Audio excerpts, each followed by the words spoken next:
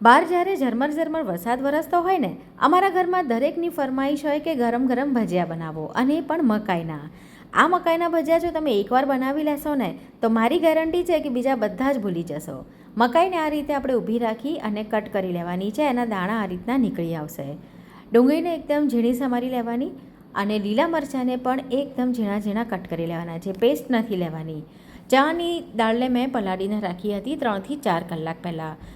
હવે દાળને આપણે એકદમ ઓછા પાણીની અંદર વાટવાની છે. જરૂર જેટલું જ પાણી એની અંદર નાખવાનું, અને મકાઈના દાણા સાથે ચાની દાળને એડ કરી દેવાની. સાથે ડુંગળી એડ કરીશું, લીલા મરચાં, સ્વાદ મુજબનું મીઠું, હળદર, હિંગ અને કોથમીર એડ કરી દેવાની છે. બધું બરાબર મિક્સ કરી લેવાનું, અને ત્યાર પછી એમાં એક ચપટીક જેટલો ખાવાનો સોડા અને લીંબુ નાખીને બરાબર મિક્સ કરવાનું. અને ગરમ ગરમ તેલની અંદર આ ભજીયાને તળવાના. તેલ એકવાર ગરમ થઈ જાય પછી ભજીયા તળવા મૂકવાના. એ વાતનું ખાસ ધ્યાન રાખવાનું કે ખીરું ઢીલું ના થાય.